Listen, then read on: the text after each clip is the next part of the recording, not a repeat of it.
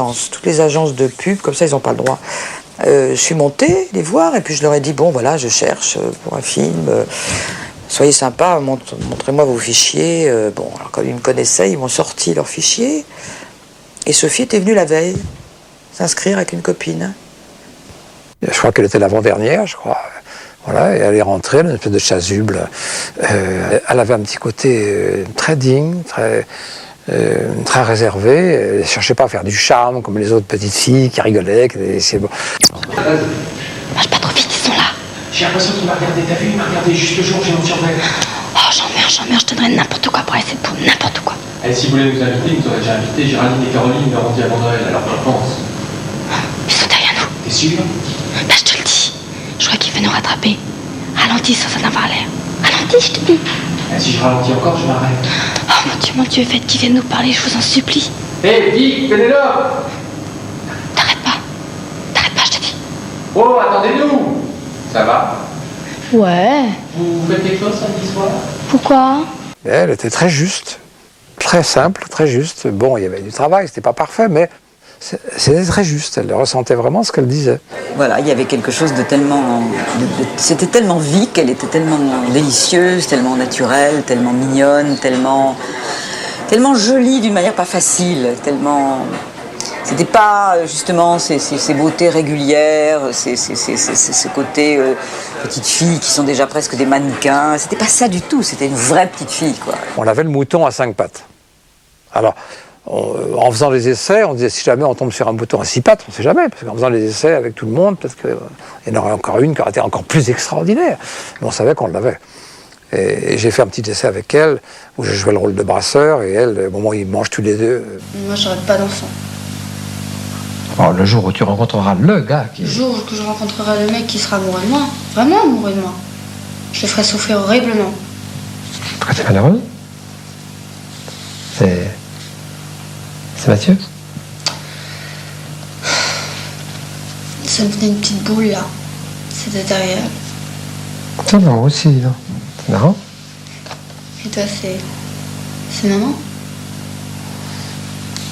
Mais tout à coup, elle m'a eu. Hein. J'avais, moi, les larmes aux yeux dans la scène, derrière la caméra, en donnant la réplique. Elle avait un potentiel d'émotion qui était tout à fait étonnant. Je la trouvais un tout petit peu grande, mais elle compensait tellement ça par cette présence qu'elle avait, par ce regard qu'elle avait, par cette beauté qu'elle avait. Bon, on la tenait. C'était un jour comme un autre où j'avais décidé pour mes vacances de trouver un job.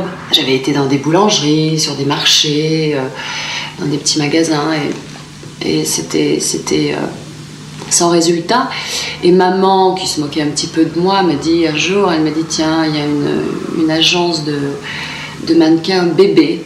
C'était dans Télé 7 jours, je me souviens, une petite annonce. Elle me dit pourquoi tu vas pas là, se moquant de moi. Et je l'ai prise au mot, j'ai dit très bien, allons-y toutes les deux. Et puis comme ça, de fil en aiguille, d'essai en essai, au bout de quelques semaines, ils m'ont dit voilà, tu as le rôle. Bon, très bien, j'étais ravie, j'avais trouvé mon boulot des vacances. J'avais donc 13 ans à l'époque.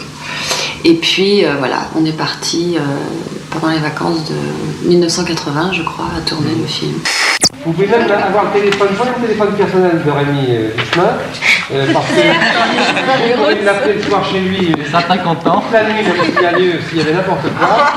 Et vous pouvez prendre le mien aussi, hein, parce que s'il y a quoi que ce soit, vous voulez nous demander des renseignements, ou le soir, même le soir, après le tournage, vous avez tout d'un coup quelque chose, vous pouvez toujours nous joindre. Le jour de la sortie du film, eh ben, il n'y avait personne.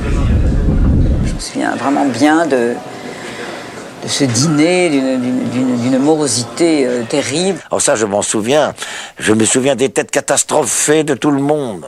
Ah, merde, qu'est-ce qui s'est passé? Ça, rien. On a dû faire, je sais plus, quelque chose comme 2000 entrées le premier jour. Il pleuvait beaucoup, et il y avait des gros embouteillages dans Paris. Alors on se disait, il pleut, il y a des embouteillages. Mais enfin quand même, bon, s'il n'y avait pas d'embouteillage, on aurait peut-être fait 1000 entrées de plus. Mais ça nous en a mis 3000 et quelques, donc on n'avait pas trop d'illusions, on était vraiment tristes. Il y avait un copain producteur, quand je suis arrivée, il m'a dit « Oh, t'inquiète pas, va. » Et il m'a donné un franc qu'il a mis dans ma main, parce que franchement, on vendait pas cher notre peau. Et puis je me souviens très très bien que le lendemain, le jeudi soir, René Bonnel, qui s'occupait de la distribution de la Gaumont, m'a téléphoné en me disant c'est très très curieux, on a fait 300 entrées de plus, 400 entrées de plus le jeudi, ce qui est très rare, parce que le jeudi il y a toujours une descente. Je dis bon, c'est gentil de m'appeler, mais enfin, franchement 300, 400 entrées de plus. Et puis je sais plus très bien les chiffres, mais je crois qu'on a fait 6 000 le vendredi, 15 000 le samedi, 20 000 le dimanche. C'est monté en flèche. Boum, boum, boum, boum. Jusqu'à 4 millions et quelques.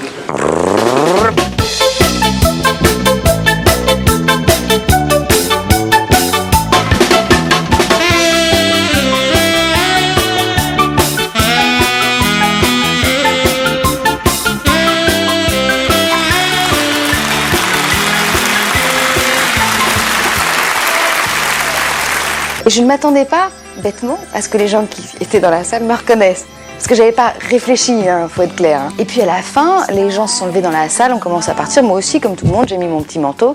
Et dans la queue, au fur et à mesure, les gens disaient mais c'est Samantha, mais c'est Samantha. Et là, j'ai compris en fait l'impact que ça pouvait avoir.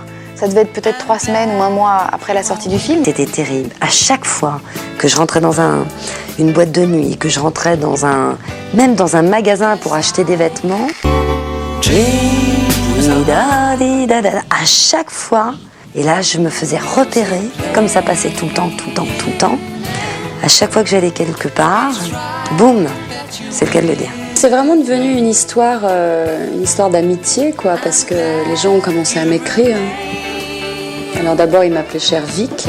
Sophie, tout le monde recevait des sacs de courrier, on peut dire ça comme ça. Parfois des cris de désespoir, il faut que je te parle, toi seul pourras me comprendre, ou des lettres d'amour, d'enfants de mon âge. Et puis avec Claude, on a commencé à répondre à ces lettres, et puis très vite on s'est laissé un petit peu déborder, parce que les lettres sont arrivées par milliers ensuite, quoi.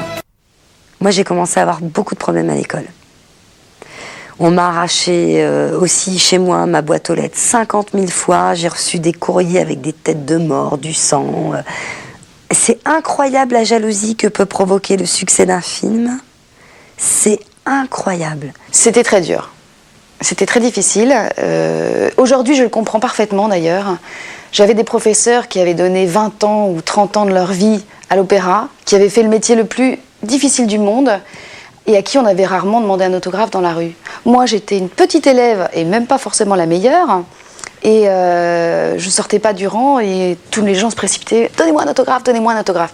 Donc à l'opéra, ça a été assez mal vu, et on me disait souvent « Toi caché dans la boum, tu vas au fond et tu parles pas ». Par exemple, si je finissais un contrôle avant les autres, on me faisait la réflexion devant toute la classe « Sheila, vous rêvez à votre prochaine affiche de cinéma ?» Devant toute la classe, beaucoup de vexations comme ça. Et c'est pour ça que j'ai arrêté en fait mes études.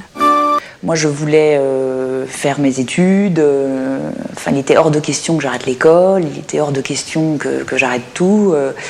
Il y a eu peut-être un petit décalage à ce niveau-là entre différents jeunes, certains qui ont peut-être cru que ça y est, ils allaient pouvoir, alors que c'est quand même un métier extrêmement difficile et que la carrière que Sophie Marceau a faite est absolument exceptionnelle, quoi. Il y a des cas comme ça, c'est rarissime. Moi, je les ai vus galérer.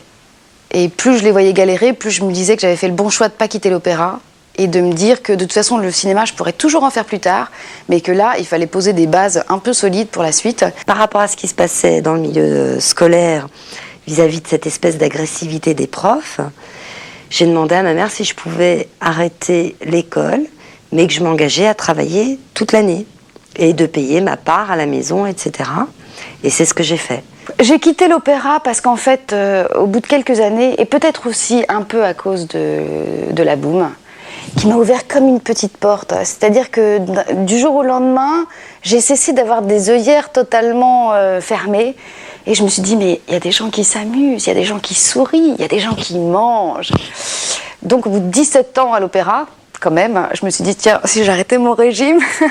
Moi, j'ai été contactée après la Boumin par un réalisateur pour tourner un film un peu dans la même veine que la Boum, et d'ailleurs, c'est pour ça que ça m'a pas du tout intéressée. On nous proposait éventuellement des rediffusions, enfin, pas des rediffusions, mais des redites de la Boum, dans des rôles qui ressemblent, mais bon, c'est À quel moment on joue la comédie quand on fait toujours la même chose? Ça commençait à être difficile pour moi de jouer toujours les filles à qui il arrive que des galères. J'ai tourné une vingtaine de téléfilms et de films, des petits rôles, généralement des danseuses, hein, quand on vous met une étiquette. Passer peut-être 1 ou 2 autres castings de ma propre initiative. Et voilà. Et ça n'a rien donné, donc moi j'ai continué mes études.